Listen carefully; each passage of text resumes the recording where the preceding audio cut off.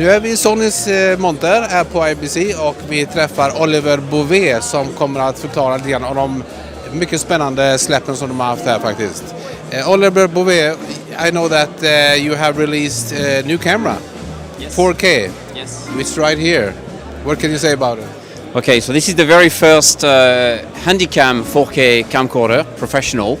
It's called PXW Z100. Yeah. So very simply, in a nutshell, this product uses the XAVC codec, and you can record in high definition or 4K. Yeah. And if you record 4K, you record this onto two memory cards. I mean, again, one or two you can choose. Yeah. These are QXD cards, and it allows you to record up to 600 megabits per second, 422 10-bit 4K, which is really high quality. The camera is using a half-inch sensor mounted on a G lens, 20 times zoom, and all the traditional Sony ergonomy of these products. So it's a really nice product, and it goes for about 6,200 euros. Great. Which is the target group? Who will be the customers buying this camera? Generally, the people that are buying these products, I would say, are more in the context of videographer, documentaries maker, people who want to also enter the world of 4K. So because 4K is at the beginning, the audience is a little bit larger by essence. We had quite a few interests from numerous people who want to experiment 4K, even if they are not in that space, because it's probably the cheapest way to make 4K to start, if you want. But primarily the audience is videographer, documentary makers. This is the core audience of this camera. Now let's go on to the next product that you have launched. Yes. Yeah. So now we will reach another product here at the Sony stand. This box. Yes. The Black Box. Black Box. What Very different product indeed. Okay, this is part of our full line of 4K production tools, which are used now for doing 4K live production. So we have a camera system that was launched in April, which has been used for the Confederation Cup. We have a switcher, which is behind me, doing 4K as well. We got monitors doing 4K, and we were missing fundamentally one tool, which was the server unit, if you want, yes? So that device is actually a server recording 4K 4 times, so 4 streams of 4K in parallel, and allows you to do slow motion and so on and so forth. Also, of course, that's high definition, of course. You can actually network a bunch of Avid, for example, editing systems behind that will by network access the file and edit on the way. But there is a very interesting feature on this product, which is the fact that we integrated the technology called HD cutouts. Yeah? So when you shoot the 4K image, you can actually create a high definition subset within it. So what this system does is allow you to do also HD cutouts. So you can control some kind of mouse device, which will allow you to navigate within, zoom, unzoom, move around, like if it was a virtual camera, okay? And that will be embedded on this system. It allows you to do one of them. Now, what is the benefit of doing so? Well, you can imagine that actually there is many benefits in terms of, first of all, eventually, you don't have to have zoom lens which are going that far as the existing one, because you can use the benefit, if you want to produce in HD, of the resolution of 4K to go deeper. That's one. The other benefit is what I think is better illustrated with what you have above your head, which is a system that takes 2 4K cameras, stitch them together, so you can have, for example, a complete football pitch. Yeah, and now within this, you can have 2 high-definition pictures which are being navigated around. And the software is clever so that you can actually not only zoom in and move out, but also change the parallax of it. So it looks like you're having a camera mounted on a tripod.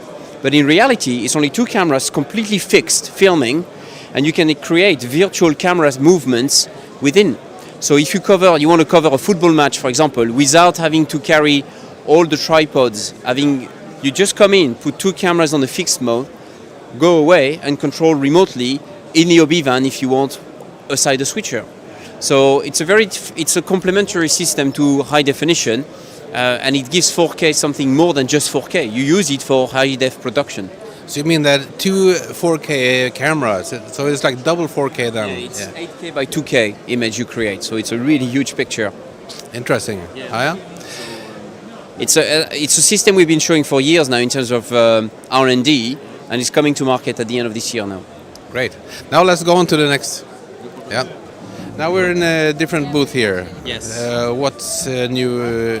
Okay, so it's not a product. This is a technology demonstration. Okay, but we are actually demonstrating for the. This is the second time actually I was showing it. We showed it in April in the United States as well in NAB, but this is 4K OLED prototypes. Oh, Yeah, it's in there. that's right. So they're coming in the shape of a 56 and 30-inch panels, and they just give you a glimpse of the future about what it could become.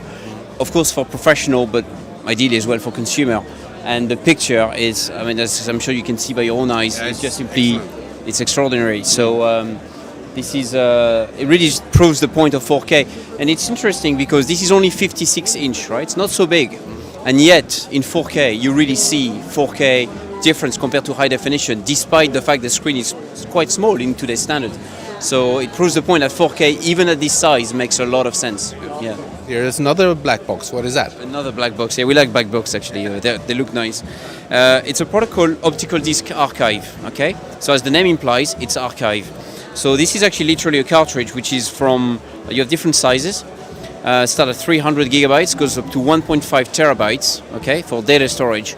So the device here is the drive, USB connector, goes on the PC or the Mac. Drag and drop. That's it. But what's really interesting about this technology, which is really unique, is that it's got kind of the benefit of both worlds between storing on a hard drive or storing on an LTO tape. One is the price of the media and the capacity is very high. The second is that this is a disk actually inside. In fact, it's multiple disks, okay? And the technology is based on optical disk that we used to use on XD-Cam many years ago, and we still use today, of course. It's been launched more than 10 years ago now. Now, the capacity continues to grow and grow and grow. But the beauty of that is, if you think about it, this is non-linear, yeah? So I can have direct access, not like a tape, like LTO, which you have to rewind and so on. So it's a bit like a hard disk in that sense. But if I put it on the shelf for archive, I don't need air conditioning. I don't need electric power to keep it running like a hard disk if you want.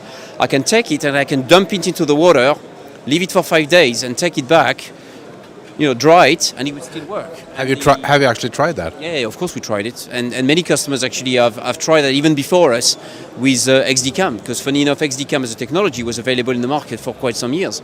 You could, the spec says you can keep it from this temperature to this temperature, but the fact of the matter is we know full well it goes way beyond, so you can store it at really incredibly low temperature or very high temperature. The media is neutral, it's just an optical disc technology. And the really interesting thing is the disk life shelf is 50 years, right? 50. And on top of it, because it's laser and based on optical disc, as the capacity continues to evolve, and you come back and interview me in 5 years, and I'll tell you the drive is now 10 terabytes, you will still maintain the full backward compatibility. A bit like you do today with a CD, you can still play back on the Blu-ray, yeah? Same thing. So it's a very unique solution, which kind of combines the best of every world, if you want. Thank you. So now you have showed me 4 new products during IBC 2013, but how many were there altogether? Brand new products. I think we launched 8 of them. So in various areas, new studio cameras, a new switcher, the camcorder we looked at earlier together, the 4K server as well. We're also launching as well another extension on our entry-level cameras for 4K recording. So yeah, a total about 8. And if you add up what came up from NAB about 6 months ago, it's been quite a good year for us because we had about, I think, another 7 or 8 additional products to come in the mix.